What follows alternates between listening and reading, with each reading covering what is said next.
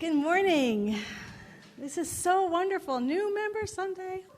One of the things that Jerry asked in the new member class, she asked of me is, where is the Lighthouse going? Share where you see the vision is. And I was contemplating that question. You can't ask me another question without me thinking about it for a while.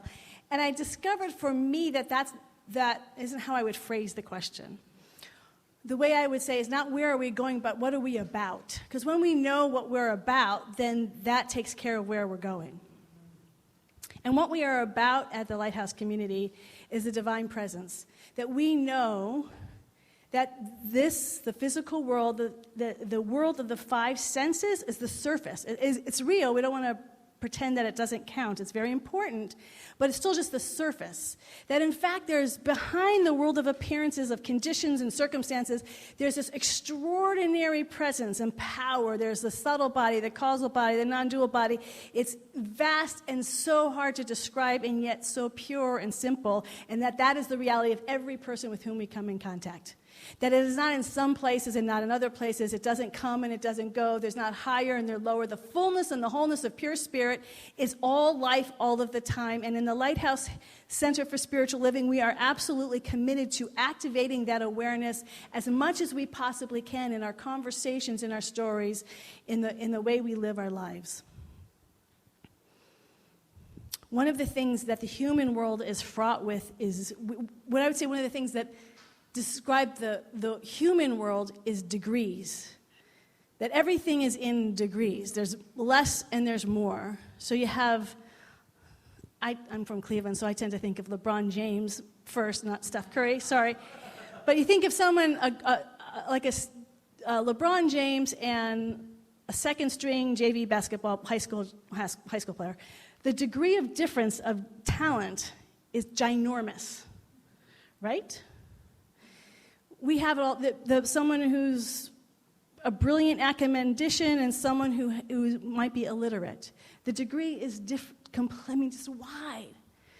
Someone who's just a saint and does everything well, and someone who's a criminal and hurts people. The degrees are vast in the human realm, but the power of knowing spirit is knowing that the wholeness and the fullness of spirit is in everyone equally. What the mystics teach is that there isn't degrees. In spirit, everyone is absolutely equal. A mystic is going to treat everyone exactly the same because they know that which is behind all these degrees is the same wholeness and perfection. The same wholeness and perfection is in the criminal in jail and the guru in an ashram. There's no more spirit in the guru than there is in the person in jail. There's no higher, there's no lower, there's no high vibes, low vibes. In spirit, everyone is equal. The infinite love presence is in everyone equally. And so we commit ourselves to that. We commit ourselves to seeing that, feeling that, and knowing that. And the more we do that, the more we start to experience the miraculousness of it that's happening all the time. The one thing that we hear about in monastic communities is that miracles are every day. And that's actually true for all of us. Miracles are every day. They're always happening. The thing that we have to do is see them and acknowledge them and take them in. I had several what I would call mystical, non-ordinary state experiences. But because of the family that I grew up in, I knew they were real in my heart, but my mind wanted to be convinced. So I was reading everything that would just finally get my mind to say, this is real. So I was reading Deepak Chopra and the Institute of Noetic Sciences and all the sort of, I don't want to say quasi-science, but, sort of scientific understanding, rational thinking of the spiritual world. And I found that even as I kept reading it, it wasn't convincing my mind. And it finally hit me, this is 30 years ago.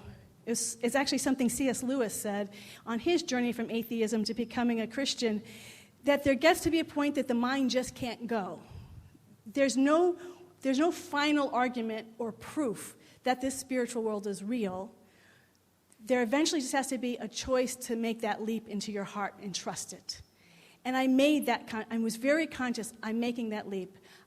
I knew in my heart it was real, and I just gave up all the, is it real, is it real? I have to read all this stuff to make sure, yes, it's real. I share that because one of the things that I have found interesting in classes, and this isn't just here, it's at various centers, is I will often ask people to share if they've had what I call a non-ordinary state experience. And what that means is something other than something that you can know with your five senses. So we can know many things with our five senses, right? And then a non-ordinary state is where suddenly you see something or know something or feel something. Now, generally in classes, there are a few people that immediately raise their hand and share their experiences. But there's also a lot of, I've also been sort of struck by people in class, no, I've never had that experience. And I thought, that's so funny because we've been spirit our whole life and you're in a spiritual class, and I don't think you would be here if you didn't sense, you wouldn't commit to this class and be part of it and wanting to learn it if there wasn't something in you that knew that there was something to it. And what I discovered is that it was sort of my syndrome, which is people had these, whether they were subtle experiences in nature, but they couldn't just make that leap and say, that was the divine speaking to me, or that was a divine experience. And so it seems to me that it's not that there's more spirit in some people than others. What it seems is some people are willing to recognize it. And so part of being in a spiritual community is to support all of us in saying that was spirit's alive in you, and you can see it in that conversation you had, in that book that just fell in your lap. And the more we recognize it and talk about it, because this is the other thing I've experienced being in spiritual community, the more we talk about it, especially by telling our stories, the more that atmosphere becomes alive and real. Mark Kenwood was here last week doing solo performance, and he was talking a lot about stories. And so I'm like, I'm going to tell like 5 stories next week. I'm into stories. And of course, I don't have the time, but I was talking them out loud in my home. And just saying them, and I'm in no hurry. I'm just walking around talking the stories. And what I discovered in just talking them out loud to myself, the atmosphere, because what I'm talking about are stories of the transcendent. I'm talking about those experiences when we experience, and just by talking it out loud, it comes alive. When we're in a community and we start sharing our stories, and not everybody has the stories immediately. This is not, that's one other point, not spiritual materialism. But as we start sharing the stories, just in the sharing of your story or hearing someone else's story, it activates the energy. We start to say, there's, the 2 or more gathered energy. We're in that 2 or more, that collective energy, and we're saying, oh yeah, and just as we're all saying, yeah, that's true, that energy becomes alive in the moment. And that's the power of telling our stories and sharing this transcendent truth that is true all of the time, but we forget out in the world where the world is just very surface-oriented. I do want to say one thing about spiritual materialism, and that is where we can start using our spiritual experiences as a means to try to one-up somebody else. So where just as I have money and you don't, we can do that with spiritual experiences, and that we want to be very clear. That's why I begin with everybody has spirit equally, and the way we experience it is completely differently. But if there's any part of you that feels like, and we have to just be vigilant about ourselves, if there's any part of you that feels that because you've had this experience and that makes you more spiritual than the person with whom you're talking, you know you're an illusion. You know that that's a moment of ignorance because that's your ego that needs to feel superior than to somebody else. Because I guarantee you, you do not have any more spiritual connection than the person that you're talking with, right? That's the vigilance that we have and the power what we have of honoring and seeing that whatever is true for us is true for all people. This divine radical equality. So one of the ways that as I would talk with people and they say, oh, I haven't had experiences, but they always have. If we just keep talking, it becomes clear. You all had them. One of the ways that I've experienced that is very common is through nature. I feel the divine presence when I'm in nature. And so one of the ways that has struck me and connected with something that happened to me, my grandmother died in 1991, and I remember being in my dad's room, and there was these birds outside singing, or a bird, and I just said, oh, that's my grandma. She's fine. I come from a very rational family, and I'm thinking, why did I think that birds sing all the time? Why did I think that was my grandmother, and she's fine? But there was just this deep knowing. And I never said anything to anyone, and I didn't think anything of it. But then years later, I'm a minister, and the stories I hear from people of birds, I mean, we all have our stories of how we connect with loved ones when they die, but I'm amazed how many of them involve birds. That people experience birds after someone dies. I'm like, what is that? That's amazing. That was my experience. And this feeling of birds coming to visit you. And then I thought, isn't it interesting that we depict angels with wings? And birds have wings. And there are all these angels coming to visit us. This is what's called nature mysticism.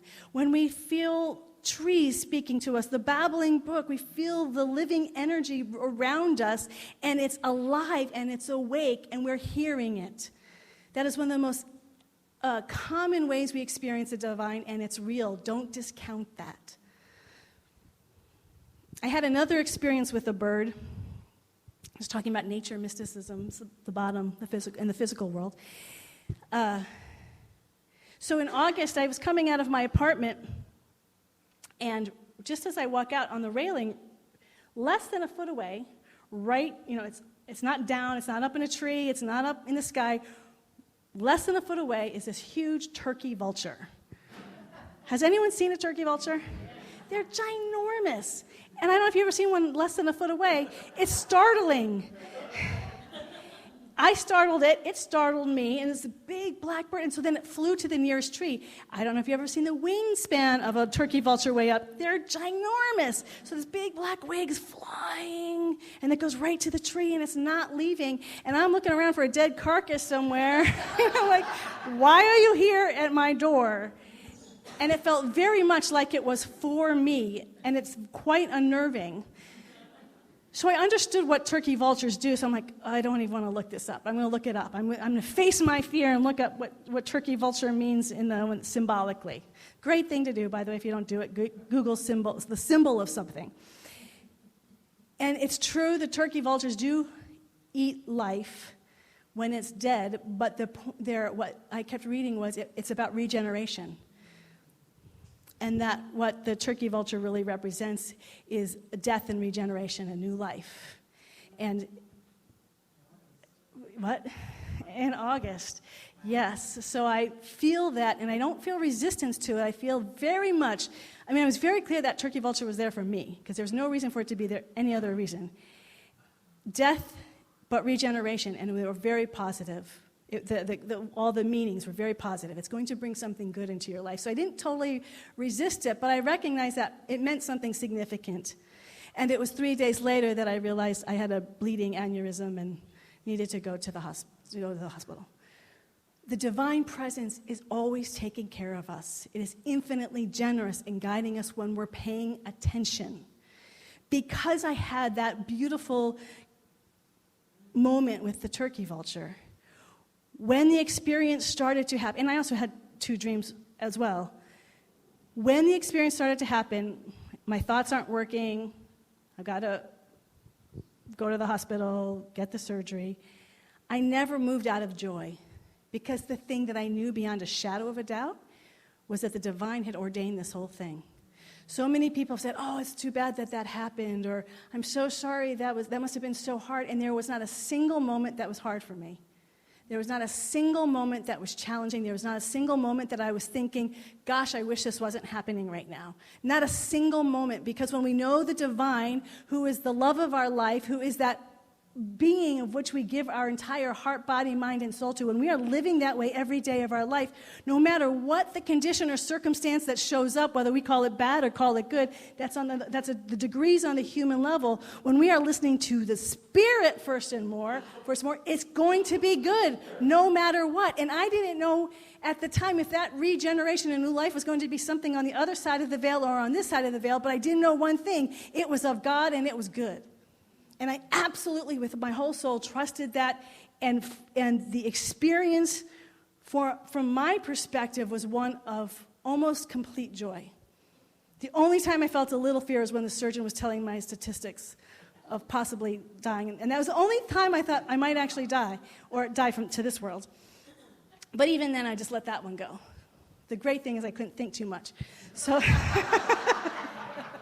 really easy not to think when you can't think. Spirit loves us. Every single one of us, very specifically, is generously giving of itself through every form. It's using everybody. It's using books. It's using people. It's using nature. It's using energy bodies. It's using whatever class you're going to, whatever your job is. It's using everything for your unfoldment and growth as long as we are interacting with it.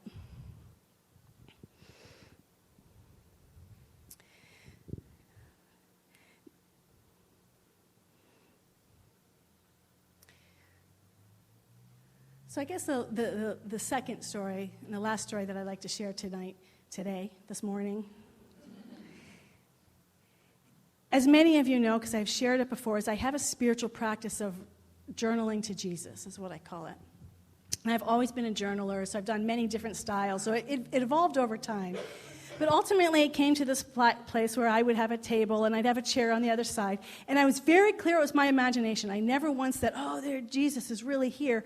I let it go. I let my need to be right. I said, okay, this is my imagination, and I know it's based on truth. I know the infinite Christ presence, the God presence is everywhere. It is all love. It is all intelligent. But I wanted a form because sometimes I had a hard time relating to the abstract. So I purposely imagined Jesus as a being of light. I didn't, not in flesh, but he was pure light sitting across from me, and he represented, and I was also in the light, and we were surrounded in this light. We are surrounded in this light, and he represents all love, he knows not just my entire life, but those things that are in my subconscious that I don't even know are there. And we'd have these conversations back and forth. And I would write from both sides. Again, never worried about, is this true or is this really? Didn't worry about it. Just gave myself over to this light. And in this light, and I could share anything. Because the presence already knows. There's no point in hiding. And so, in fact, it usually made me see things that I didn't see. Constant state of awe and wonder, which is why I keep up the practice. It's extraordinary, and it also makes me understand infinite, because it never stops amazing me. And then often, as I've been practicing this, the presence will, who I call Jesus, would say, I want another teacher to come to tell you something. So I'd have other teachers that would show up, or multiple teachers, and we'd have a wisdom council meeting. I have a lot of fun at home. When Jack goes off to school, we're playing. So one time I'm at Starbucks. This is about a little over 10 years ago, and I'm journaling to Jesus, and then suddenly he's gone. And all the people that I've experienced coming are spiritual teachers. Suddenly, sitting in the chair in front of me is my grandmother, who is neither spiritual or religious, as far as I know. So I associate her fully with the human realm. And she had died she's the one who had died 10 years earlier with the bird singing. So there she is, the only time I've ever experienced her. And I was so startled, I knew she was there. And I didn't see anything, I just knew it. And I wasn't imagining this one. She was there. And the first thing I did was just break out crying. Like, why are you here? I felt so moved that she was there, and I knew it was something important. She wouldn't come from the other side unless she had something to say. And first I'm just saying how grateful I am that she's there. And then she tells me, I want you to write your autobiography. And I'm saying, well, why? And she's saying, well, it's for your family. So it wasn't like for the rest of the world. It's for your family, and it's for the healing of your family, for healing of you and your family. And at first I'm like, I didn't get it. I'm arguing with her a little bit. I argue a lot. I'm so sorry. It's part of my nature. And I just like to understand things. It's not argue for the sake of argue. Until I understand something, I want to know why. So she didn't really want to get into the why. She just, you need to do it. And once she got that I said, okay, really honor the fact that you are here and telling me to do this, she left. Never been back. I didn't write it. I didn't even begin the autobiography for over 10 years. I didn't start it till about 2014. And I've never spent hours and hours on it. I just do it in bits and pieces. But the reason why I never did the autobiography is because I basically had a really nice childhood. And there was a part that wasn't, the part that wasn't good. In my early 20s, I went to therapy for about 4 years. And my family was really, they're joyful. It was all about believing in your dreams and you can do it and being strong. the thing my family was weak on is I don't feel very confident in myself, or I don't have self-worth. There was no place to talk about weaknesses. And it wasn't even said that. It just didn't exist. It's like they didn't even exist, weaknesses. So I thought I was the only one who had them, which made me feel even worse because I thought, well, everyone's so confident and excited about life, and I'm scared, and I don't feel strong. And so therapy gave me the opportunity to allow those things that we would call dark or bad to come out. And it wasn't overwhelming. I just had never talked about them before. I'd grown up in a family I couldn't talk. So it was beautiful, and I didn't understand how therapy worked, so it was really opening for 2 years. And he never said it was over, and I didn't think that, so I just kept going. So I went for 4 years, and I would be racking my brain of horrible, like, what problem do I have today that I can talk about? And I didn't stop until I left the city. It was like the only way I knew how to get out of it. I say all that because then when my grandmother comes all these years, and I was always very honest, talked with my family about it, talked with my brothers about it, never felt like anything was hidden. So when my grandmother comes and says, write your autobiography for your healing, I didn't get it. Like, why? So that's why I didn't do it. I'm like, I heard her, but my arguments were real. Like, I don't really feel the need to write my autobiography. I know my story. I've spent 4 years talking about it. So somewhere around 2014, 15, I got a little bit more surrendered and saying, if my grandmother came all the way from the other side to tell me this, I should probably honor it. So I've been working on it, and I work on it if I work at it, I never go more than an hour, and I tend to have spurts where I'm working all the time, and then I put it down a lot of times because it moves me so much. It has been extraordinarily powerful because what it's giving me is not just the moment. We talk a lot in spirituality about the moment, what's happening now, what our experience is now. What it gave me was the big picture of looking at my life and seeing the patterns. And so the pain of not being enough and how much that actually impacted me. So as I'm writing it, I'm feeling the pain far more than I felt it in the moment of how deeply that was showing up in my life. I could see it with such clarity.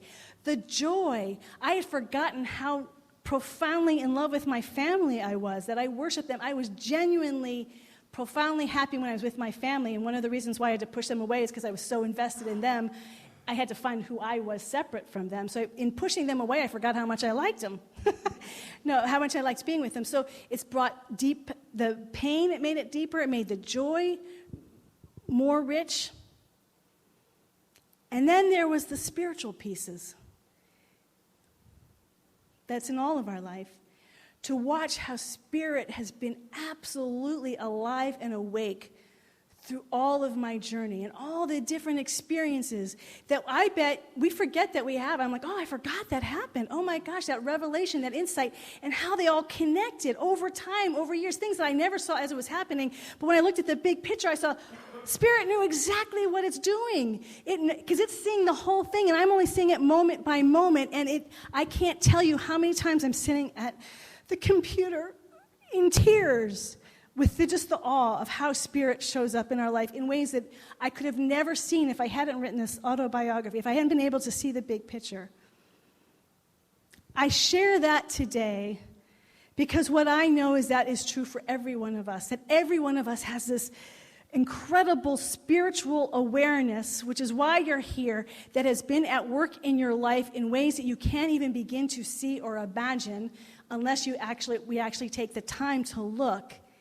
And that this incredible presence has brought us all here this morning into this Lighthouse community. This Lighthouse community is not my community. This is the divine community. It had this idea, and it brought all of us together. It brought us all together to be here today. There's many of you who are going to become new members. There's some who are friends and family of the new members, but we're all here together for a reason. This big picture, this weaving of Spirit in our lives has intertwined all of our lives suddenly for this precious moment.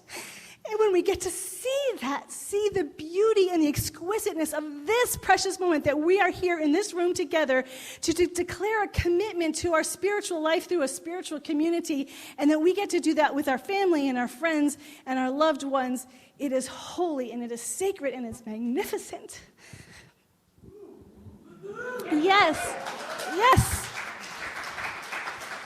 So we are here to just celebrate the power of this living God that has always been our life, every one of us, in such intimate ways that we may see and we may not see, but I invite us to see it as much as we possibly can, and that will continue to unfold as this community. That we allow the divine presence, we make it welcome and allow it to reveal to us what it wants from us as a community day by day, month by month, and year by year. We are all part of this incredible unfolding, and I thank you for being here.